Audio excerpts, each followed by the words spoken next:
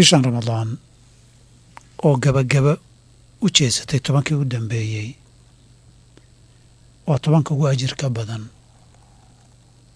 gaar ahaan habeenadeeda uguna mudan in dadaal dheeraada lagu bixiyo. Caaisha radiallahu canha wa ardaaha nabiga iyadoo tilmaamaysa tobanka dambe sidii uu yeeli jiray yaa waxay sheegtay kaana yajtahidu fi alcashri alawaakhiri min ramadaan maa laa yajtahidu fii gayrih. tobanka dambe bisha ramadaan wuxuu u dadaali jiray si uunan u dadaalin inta kale ee bisha ramadaan ee horreysay. dadaalkiisa markay isla Caaisha radiallahu canha wa ardaaha tilmaan dheeraada ka sii bixisay 3 arrimood bay ku tilmaantay oo mudan inaan samayno. arrinka koowaad waxay tiri ayqada ahlah, dadkiisii reerkiisa wuu toosin jiray. arrinka labaadna waxay tiri wa axyaa leylah, habeenkiisana waa noolayn jiray. arrinka afraad saddexaadna waxay tiri ushadda mi'zara, guntigana waa isku adkayn jiray. isaga naftiisa ahaan wuxuu guntiga isugu adkayn jiray qofku markuu hawl adag qabanayo wuxuu u diyaar garoobaa in dharka uu xidhan yahay uunan ka dhicin meel dhexa isagoo maraya.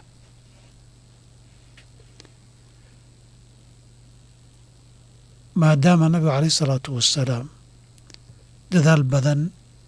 uu u galayay tobankan dambe si gaara waxaa laga wadaa guntigu adkaysan jiray sida soomaaliduba tiraahdo war adkaysoo si fiican u diyaargarow guntiga dhiisha isaga dhig bay qaarkood yidhaahdaan. si fiican uga adkayso haddii xaydxaydashay u baahan tahay, haddii wuxuu gacmo laga qabanayo, haddii luga laga qabanayo, diyaargarow iyo ku talagal iyo dadaal dheeraada ood isu diyaarisay baa looga jeedaa shadda mi'zara. axyaa leylah, habeenkiisuu noolayn jiray.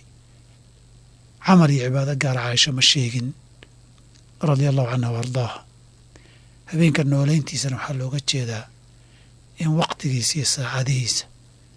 lagu camiro oo lagu buuxiyo cibaado ilaahay raalli ka yahay subxaanahu wa tacaala.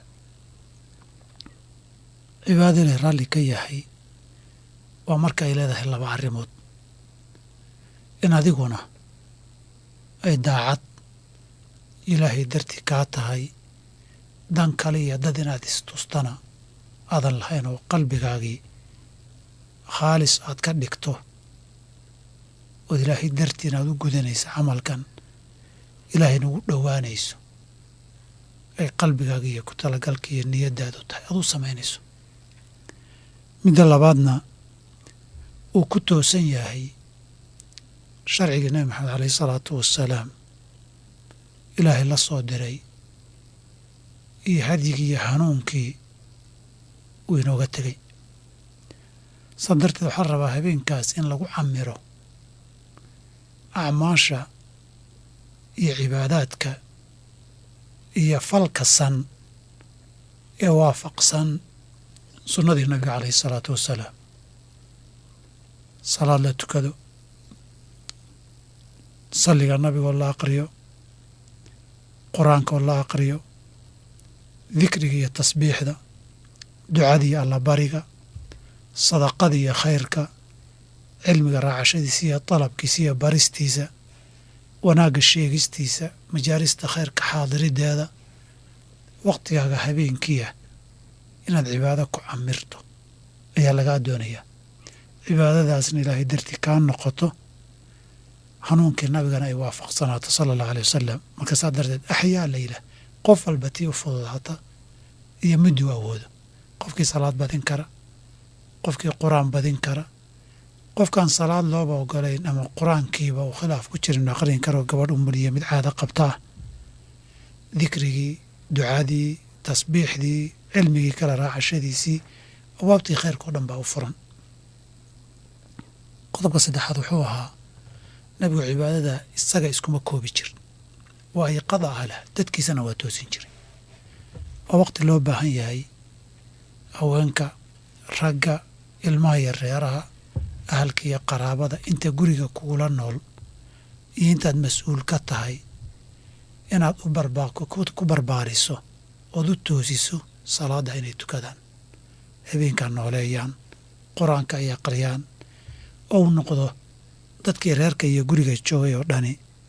dad u soo wada kacay in cibaadada ay nooleeyaan gaar ahaan qaybta dambe habeenka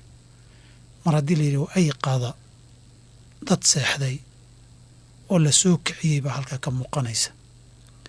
waxaana ku rumoobaya qowlullahi jala wacalaa fii kitaabihi uu ku yidhi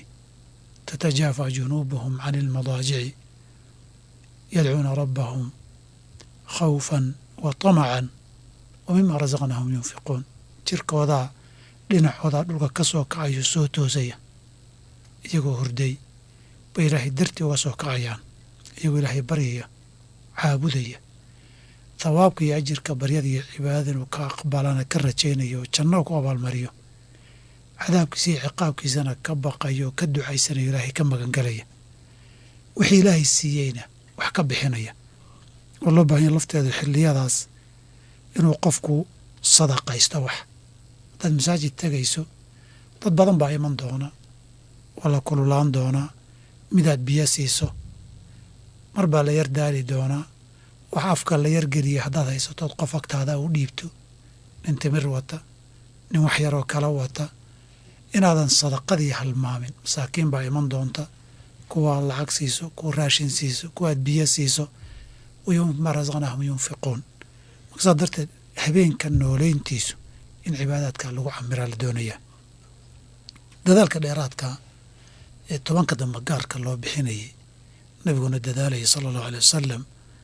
sababta ugu weyn waxay ahayd habeenkii leylatulqadriga ahaa ee ajirka badnaa ayaa tobankan ku jira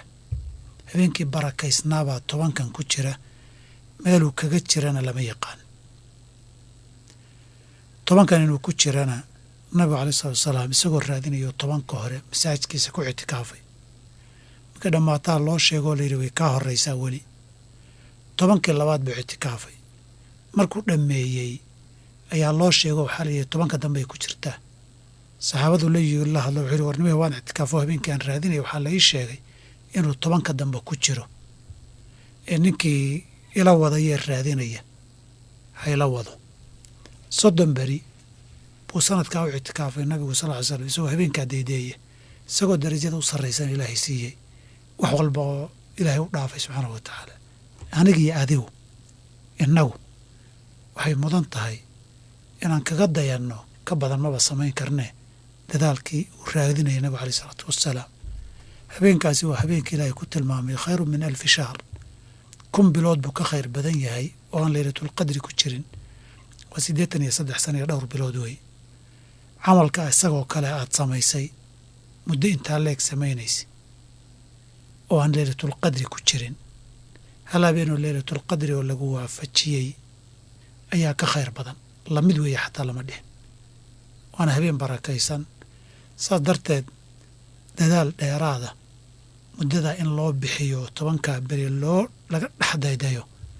oo habeenkii loo dhafroo loo soo jeedo habeen cibaado lagu nooleeyahay waa mudan yahay mar hadduu ajirka iyo abaalkaa leeyahay waxaa ka mid a waxa faa'iida badana inaad noolayso weeye waxa lagu waafaqo ajirka lagu helo inaad garata maaha haddaabaad garatoodan in noolaynba ajir ma lihid haddaad noolayso oodan daydayn ma leylatulqadri baa ma astaanba mise ma hada dhahinna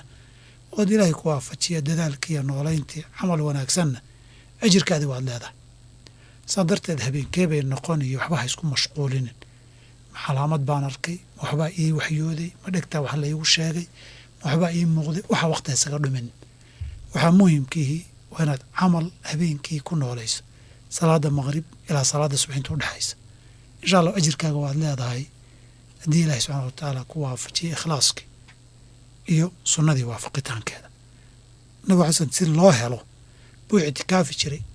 oo masaajid ku nagaan jiray oo bannaanka iyo hadalka iyo sheekada iyo booqashada iyo guryo tagaba joojin jiray oo habeenkii seexan jiray maalintii joogi jiray masaajidka ku nasan jiray iska seexan jiray si habeenkii isagoo nasan oo maalintii nasasho bogtay jirkiisu maskaxdiisu seexatay qadar ku filan gabalku ugu dhaco habeenkiina uu u hayo dadaal badan u samayn karo oon durbadaal iyo hurdo iyo lulo ka daba imanaynin insha allah kelimadaha soo socda baan si gaara laylatulqadriga iyo si gaara ictikaafka uga hadli doonaa laakiin dadaalka waxaa loo samaynayana waa habeenkaasoo 10 ku jiroon laga aqoon waxaa loo ictikaafayeyna waa isaga in loo gacan bannaanaado loona nasta maalintii habeenkii si dadaal badan loo samayn karo soo darteed nabiga xasan isna waa noolayn jiray aynu noolayna habeenka way qada ahla reerkii ilmihina waa la toosin jiray aynu kicino oo toosino